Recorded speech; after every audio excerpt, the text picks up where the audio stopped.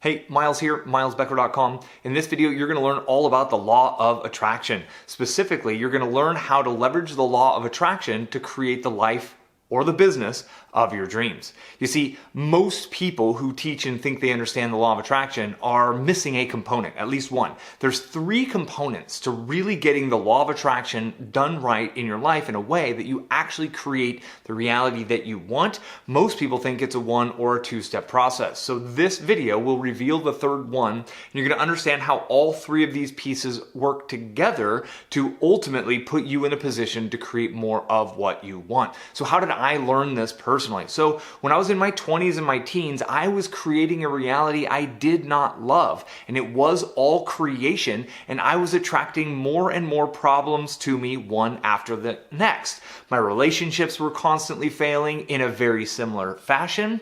My banking situation was a mess. I was constantly bouncing checks and overdrafting my account and always kind of fearfully looking at my account statements to see how much money I had, and I got rent coming up and all those kind of negative vibrations, if you will. And then at some point, things started to shift for me. And it shifted because I went on an internal journey. I started reading the books. I actually got handed Napoleon Hill's Think and Grow Rich book by an investor I worked with at one point in time. And then I was handed the original first version of The Secret DVD, the one with Abraham Hicks. Went down the rabbit hole of Abraham Hicks's Law of Attraction book from 1985, Wallace Wattles' book from the late 1800s, The Science of Growing Rich.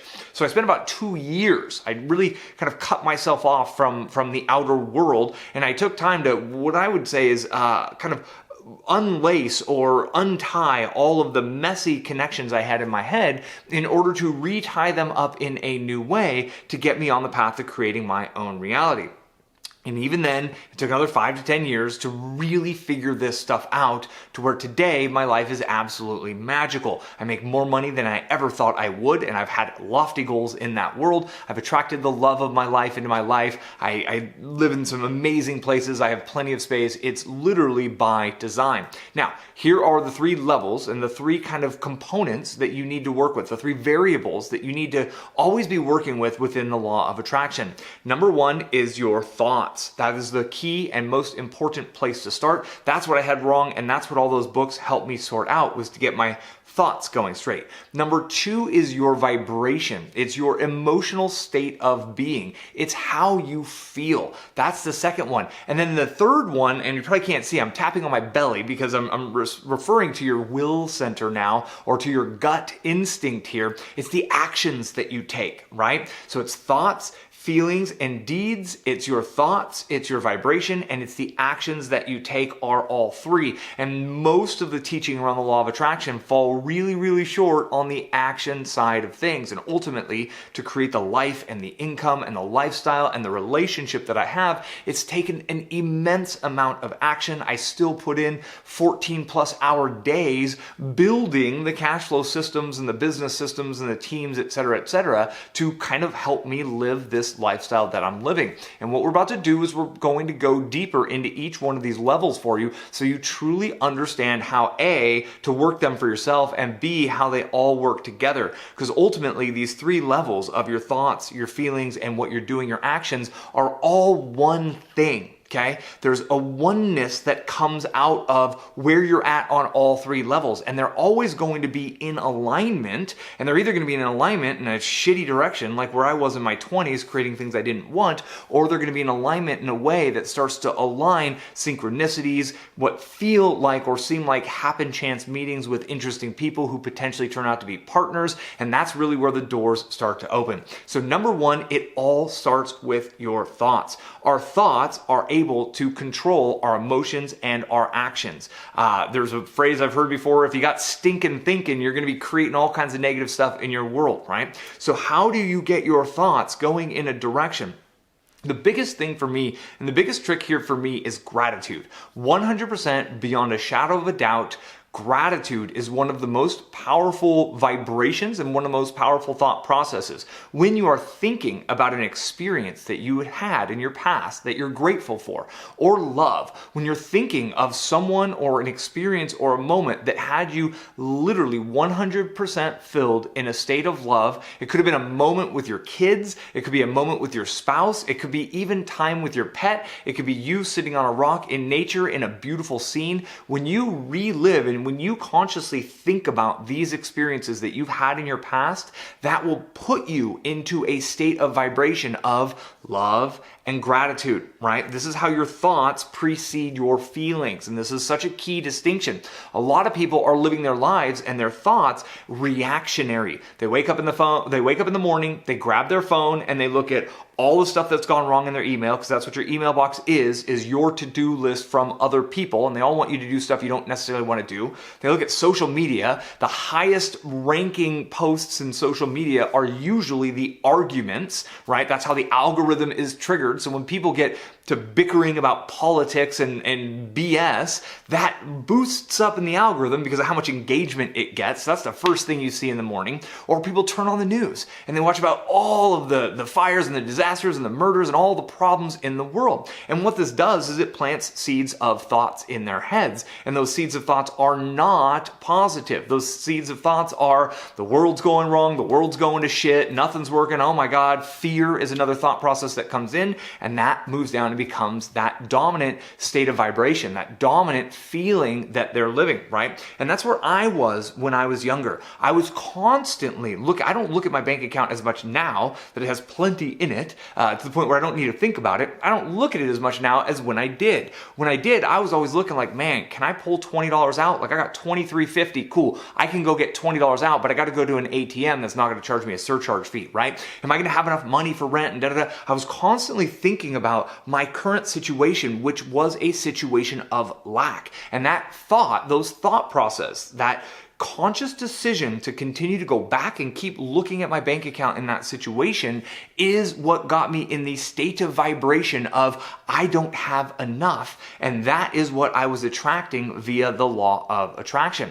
So there's this odd or interesting kind of transition period where we need to learn to focus on gratitude for what we have. You know, during those years, I had a car that would start every day. I had a job that paid me enough. I had shoes and pants and clothes, and I had food on the table every single day. I had great friends. I was actually living 23 blocks from the beach. I was able to even walk to the beach and go walk around on the beach, an environment that I love to be on.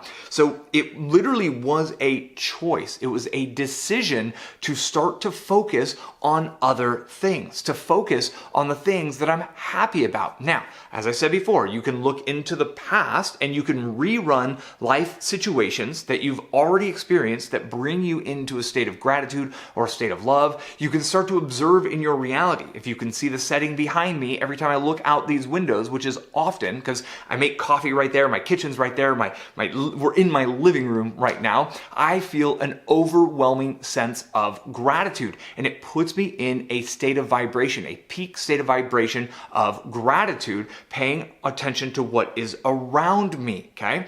Then the third way you can kind of leverage this is to future pace yourself and to start to visualize, and this is probably the most difficult part, or imagine is probably even a better word. Imagine yourself living the life you want. Imagine yourself on the back patio of that beautiful house that you want in that mountain view, whatever it is. If you're an artist, draw out the vision of what you want to experience in your life. If you journal about the experiences, get really specific about the kinds of life experiences that you want. This is the three different ways you're able to use your thoughts. You can focus them on the past, you can focus around your environment now, today, and you can focus your thoughts on the future, but you always need to be focused on what you're grateful for, what you love, and what really you want more of in your life. In a previous video, I taught the perfect day day exercise where you write out your perfect day from morning to evening, where you're at, do you drink coffee, lay that out, really write out your perfect day to get your thoughts going in the direction of what you want to create and feel the feelings of having that today. I'll make sure a link to that video pops up above if you want to go through that exercise. It's a really powerful exercise.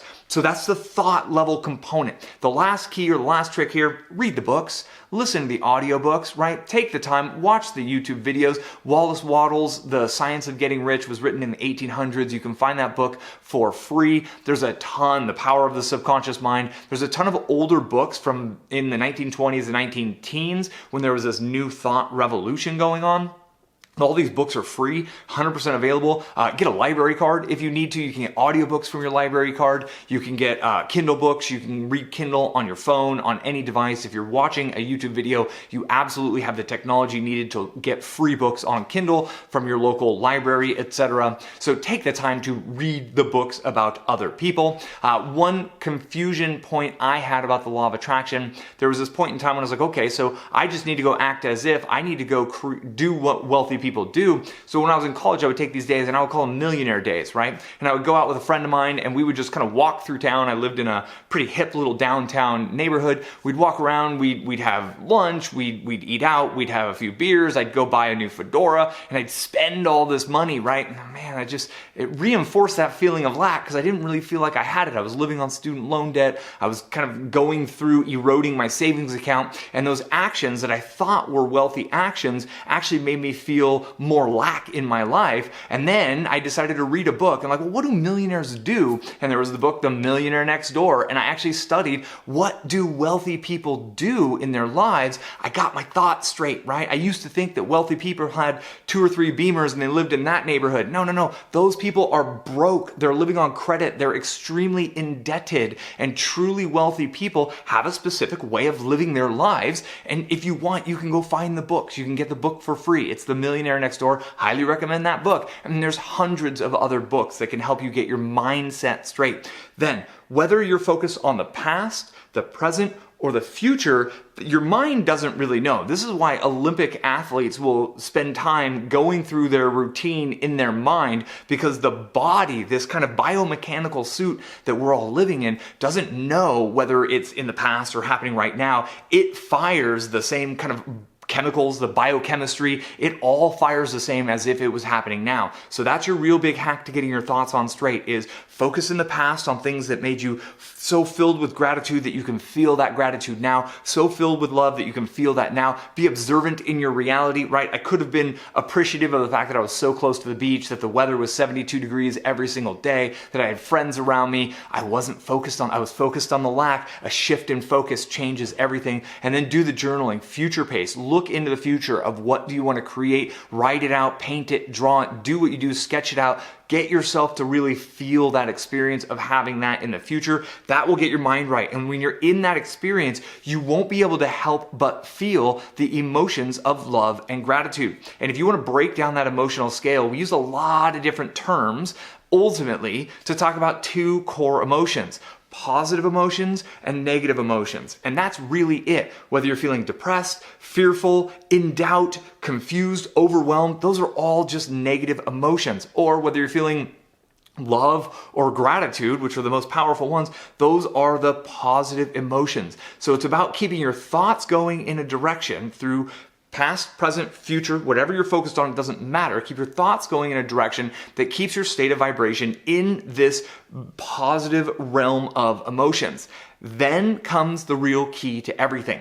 And it's the actions that you take from this state of being. What state of being?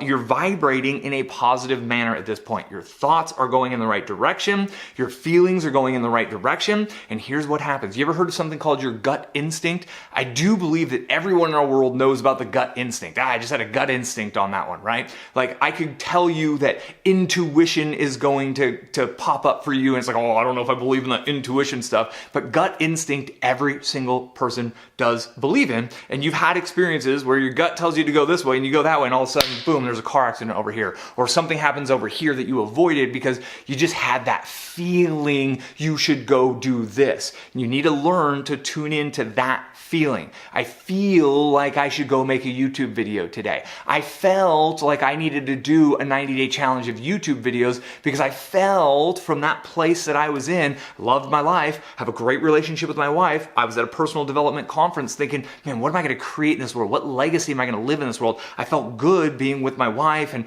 going out to dinner and just enjoying that experience. And out of all of that, I had this feeling, this instinctual, this intuitive, this gut instinct, this nudge that came from within.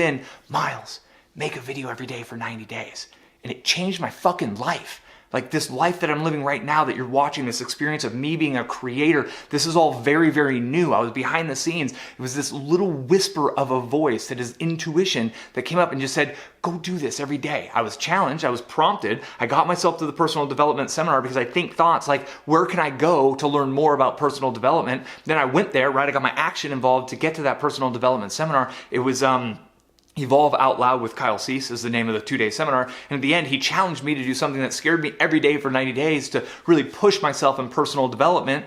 And that's where I got that intuitive nudge. And what happens is your intuition is trying to lead you in the direction of that vision of what you want. Or stated another way, your intuition is trying to lead you, or it is leading you, whether you realize it or not, in the direction of your current state of vibration, your current emotional state. You see, the law of attraction states that whatever you're vibrating right now, whatever you're feeling right now is what you're bringing more of to you. And your intuition, your subconscious mind, the world, the universe, it does not judge good versus bad. That's a human thing. That's what we do, right? We're constantly judging. We are judging machines.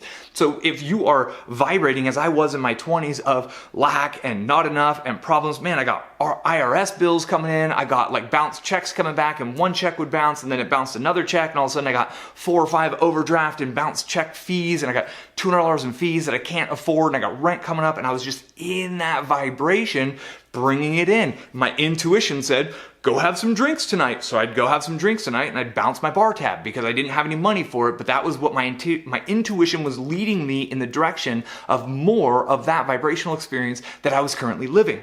Okay, now on the flip side of this, I'm at a point where I stay in a state of gratitude. Okay, then I think great thoughts. I listen to audiobooks every morning. The first thing I do in the morning is I plug in my headset. I'm listening to a personal development audio program. I just went through Bob Proctor's You Are Rich seminar. It's like a seminar from the 70s. It was kind of goofy because it was like totally 1970s out. Prosperity Consciousness by Frederick Learman. I listen to those books still. I re-listen to them. Psycho-Cybernetics, I'm learning about the subconscious mind, all these things.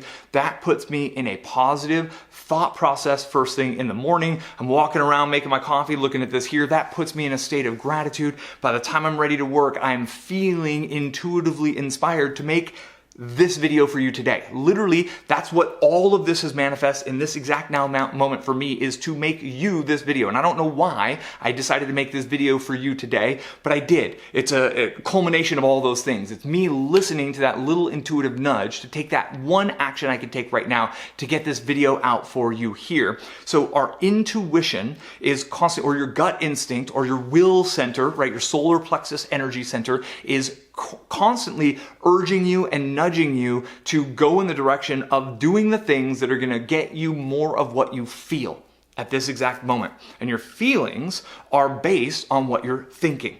Therefore, your thoughts precede your feelings, which precede your actions, which is what you are creating in the world. Your actions have created everything that you're experiencing right now, whether you love it or hate it. That's the truth. The emotions are what preceded you taking the actions to create this reality that you're in. Your thoughts that you were thinking, your dominant thoughts, were what preceded that feeling that preceded you taking the actions and doing the things that got you to where you're at right now. Because we live in a cause and effect universe. That just is the state of being of this universe. And there is no way around this.